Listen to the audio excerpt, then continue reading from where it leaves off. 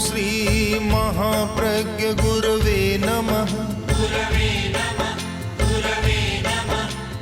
ओम श्री महाप्रज्ञ गुरवे नमः।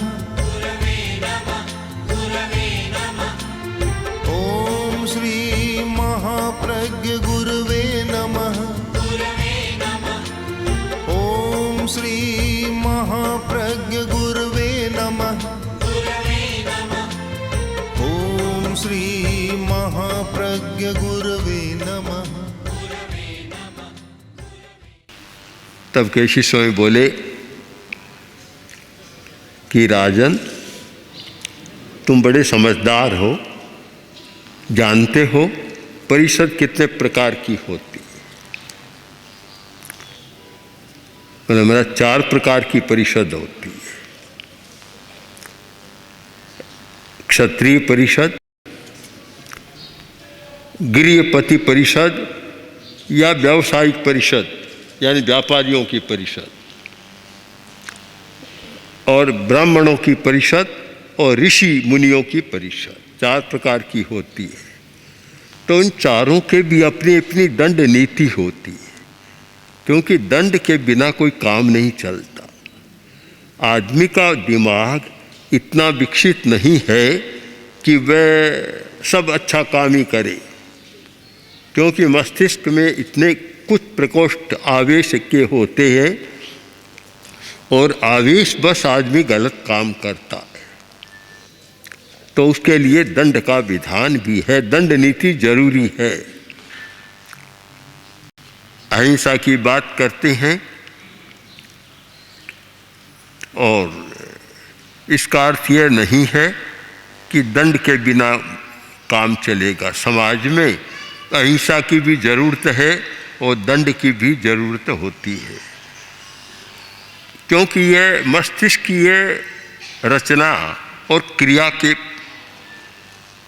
विषय में ध्यान दें तो पता चलेगा कि सब मस्तिष्क के विकास समान नहीं होते।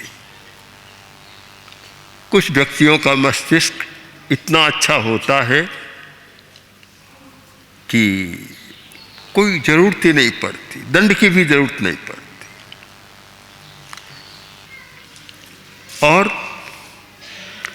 कुछ मस्तिष्क ऐसे होते हैं कि थोड़ा सा कठोर कहते हैं तो समझ जाते हैं। कुछ ऐसे होते हैं कि ताड़ना देनी होती है, और कुछ ऐसे होते हैं कि कारावास में भी डालना होता है। तो अलग अलग दंड नीतियाँ होती है। आवश्यक है, और आवश्यकता मनुष्य के मस्तिष्क के विकास पर निर्भर है। तुम बताओ कि अगर कोई क्षत्रिय परिषद का अपमान करे, अपराध करे, तो क्या दंड होगा? जानते हो कि अगर क्षत्रिय परिषद का कोई अपराध करता है, उसे कोड़े मारे जाते हैं, लाठियां बरसाई जाती है, और आखिर होते होते प्राण दंड भी दिया जाता है। गृहपति परिषद है, उसका कोई अपराध करता है तो उसको निकाल देते हैं, कभी कभी जला भी देते हैं। ये दंड होता है। और ब्राह्मण परिषद का कोई अपमान करता है, अपराध करता है, तो उस पर कोई न कोई एक ऐसा चिन्ह लगा देते हैं, जैसे चंड प्रद्योत के लगाया गया था मम दासी पति, यह मेरी दासी का पति है। कोई चिन्हित कर देते हैं और उसको वह दंड दिया जाता है। और ब्राह्मणों पर यह अधिकार था कि वे कभी कभी देश से भी अलग कर देते उसको।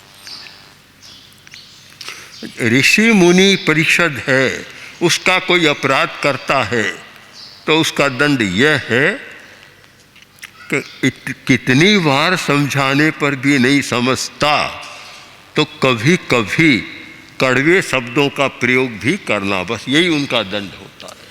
कठोर शब्दों का प्रयोग करना अपेक्षित होता है, और इसलिए होता है कि वैद्य दवा दे रहा है, रोगी की बीमारी ठीक नहीं हो रही है। इसलिए नहीं हो रही है कि वह कहता वैद्य महाराज देखो दवा दे रहे हो, मीठी देना, कड़वी दवा मैं नहीं लूँगा, मुझे तो मीठी दवा देना। अब वैद्य ने मीठी मीठी दवाइयाँ दी पर बीमारी काबू में नहीं आ रही है, तो एक दिन कहा भी देखो तुम्हारी बीमारी जरा जटिल है, अब तुम्हें कड़वी दवा लेनी पड़ेगी, चिरायता भी लेना पड़ेगा, कुटकी भी लेनी पड़ेगी, कड़वी दवाएं लेनी पड़ेगी। इसीलिए एक न्याय हो गया कि कटु कौशल पान न्याय ने, कभी कभी कड़वी दवा भी लेनी होती है तो आंख मूंद कर कड़वी दवा भी ले लो, आवश्यक होती है। केवल मीठी से बात नहीं बनती। मैंने तुम्हें समझाने का बहुत मधुरता से प्रयत्न किया, तेरे जितने प्रश्न आए मैं बहुत समाधान देता गया, इतना समाधान देने पर भी तू नहीं समझ रहा है कि शरीर अलग है, जीव अलग है, तो मुझे लगा अब कड़वी दवा देने की भी ज़रूरत है। जब तुमने यह प्रयोग रखा कि मैंने चोर के टुकड़े टुकड़े कर दिए तो जीव दिखाई नहीं दिया, तू भूल गया। मैंने कहा था कि स्थूल जगत का नियम अलग होता है, सूक्ष्म जगत का नियम अलग होता है। सूक्ष्म इन आँखों से कैसे दिखाई देगा, इतना नहीं समझ पाया। इतने परिश्रम के बाद तब मुझे कहना पड़ा कि तूने वही काम किया है जो मूर्ख कठियारे ने किया था, तो तू मूर्ख कठियारे जैसा अपने आप बन गया। मैं कहूँ या न कहूँ, मैं कहता या नहीं कहता, तू अपने ही काम से मूर्ख कठियारे जैसा बन गया।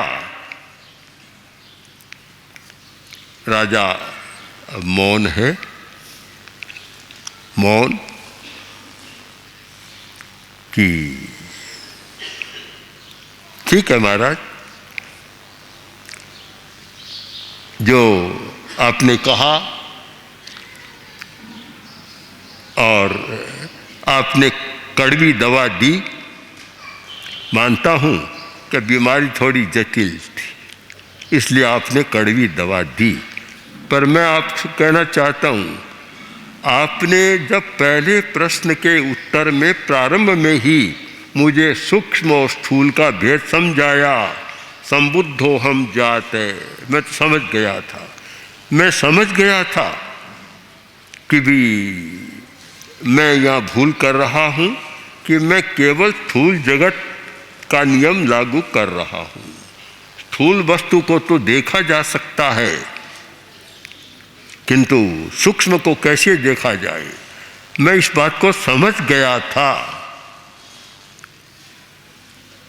तब केसी स्वामी बोले कि प्रदेशी, जब तुम समझ गए थे तो फिर इतनी लंबी चर्चा क्यों की, इतना संवाद क्यों किया, इतना समय क्यों जाया किया, क्या कारण था? बोले महाराज, आपसे चर्चा करने में बड़ा आनंद आ रहा था और मुझे ऐसा उत्तर देने वाला फिर मिलता कहाँ से।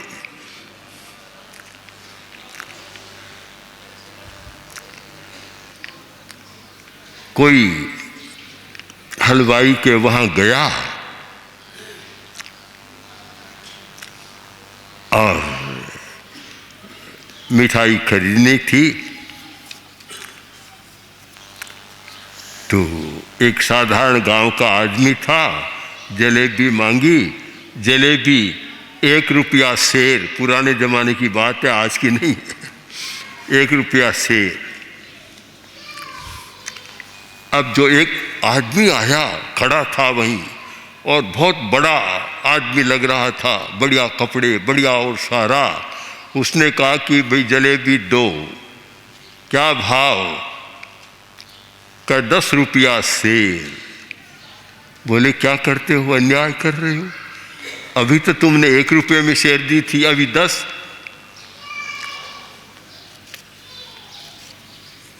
बोले कि आप समझ नहीं रहे हैं, आप जैसे ग्राहक बार बार कब आते हैं?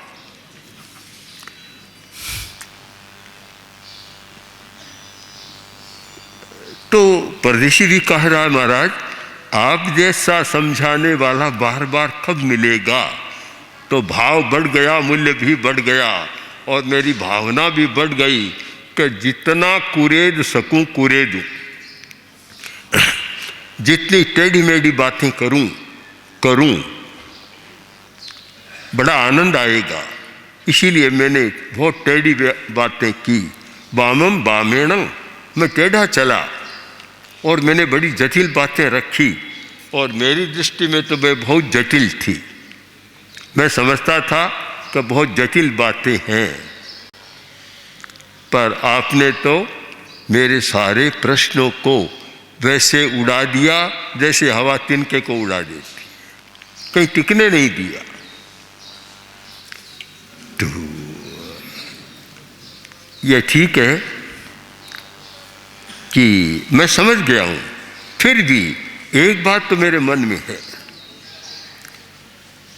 और भला आप जैसा समर्थ मुनि मेरे सामने है, तो मैं अपने लोभ का संवरण नहीं कर सकता। एक बात तो यह है कि महाराज कोई बात नहीं, आपने मुझे मूर्ख कठियारे जैसा बना दिया, पर आप तो उस चतुर कठियारे जैसी है जिसने अरणी में से आग निकाल दी थी। तो कृपा करें कि आप मुझे उस जीव को हाथ में लेकर दिखा दें। मैंने पहले भी आपसे अनुरोध किया था, फिर कर रहा हूं कि मुझे हाथ में लेकर दिखा दें। तो एकदम समाधान हो जाएगा, फिर तो कोई प्रश्न ही नहीं है। समाधान हुआ है, पर कहीं कहीं पुष्टि करना भी जरूरी होता है। हर बात की पुष्टि भी कर ले, जिससे बात पक्की हो जाए। पुष्टि करना आवश्यक है। और प्रत्यक्ष किम प्रमाण, जब परोक्ष में तो प्रमाण की जरूरत पड़ती है। जो चीज हमारे सामने नहीं है, परोक्ष है, तो कोई पूछता है बोलो प्रमाण क्या है इस बात का, प्रमाण बताओ। किंतु प्रत्यक्ष में कोई प्रमाण की जरूरत नहीं होती। जो आंखों के सामने है, प्रमाण की जरूरत नहीं होती। आप मुझे जीव को हस्तामलक न्यायेन, तर्क शास्त्र का एक न्याय है हस्तामलक, जैसे आंवले को हथेली में लेकर दिखा दे, वैसे आप जीव को हथेली में दिखा दे कि देखो प्रदेशी ये जरा जी, तो पूरा एक समाधान हो जाएगा और बहुत अच्छा होगा। आप कृपा करें, और आप समर्थ हैं, कर सकते हैं।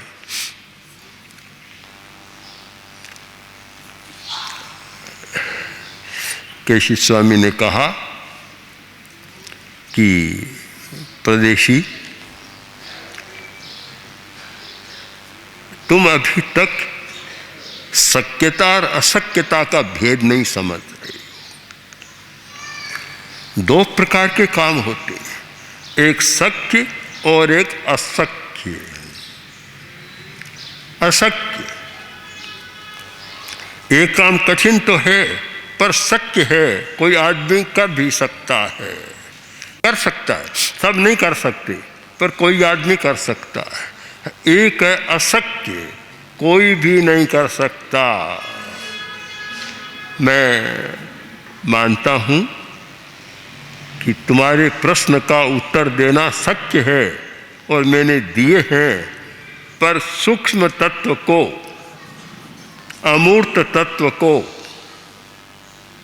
जो इंद्रियों से अगोचर है, इंद्रियों का विषय नहीं है, उसे हाथ में लेकर और मैं तुम्हें दिखा दूं, यह मेरी भी शक्यता नहीं है, क्षमता नहीं है, मैं भी समर्थ नहीं हूँ। ये बहुत बड़ी बात है। हर आदमी को यह अहम नहीं होना चाहिए कि मैं सब कुछ कर सकता हूँ, सब कुछ कर सकता हूँ, यह घमंड नहीं होना चाहिए। शक्यता पर ही विचार होना चाहिए। मैं इस बात को, शक्यता और अशक्यता को एक कहानी के माध्यम से समझाऊं कि एक पटेल था, हिम्मत, नामी हिम्मत बहादुर पटेल। वह ये कहता कि दुनिया में कोई ऐसा काम नहीं जो मैं नहीं कर सकता। अहंग की भाषा में बोलता, सब लोग मानते कि बड़ा बहादुर है। कुछ युवकों ने सोचा कि यह इतना घमंड करता है तो इसके घमंड को भी चूर करना चाहिए। एक दिन 5-10 युवक मिलकर आए और बोले, पटेल तुम सब कुछ कर सकते हो, आज एक काम करके दिखाओ। क्या? कि ये तुम्हारी छाह है, उसको पकड़। छाह हो रही थी सामने, इसको पकड़ कर दिखाओ। बोला भी दिखाता हूँ। पकड़ने दौड़ा तो छाया और आगे चली गई, फिर दौड़ा तो और आगे चली गई। दौड़ता चला गया, छाया आगे चलती गई। परेशान हो गया और किलोमीटर यात्रा कर ली, छाया पकड़ में नहीं आ रही है। पसीना आ गया, गर्मी का मौसम था। सामने कोई समझदार आदमी आया और बोला, पटेल आज क्या बात है, थक रहे हो, पसीना चूरा है, क्या बात है? तो आज तो फंस गया।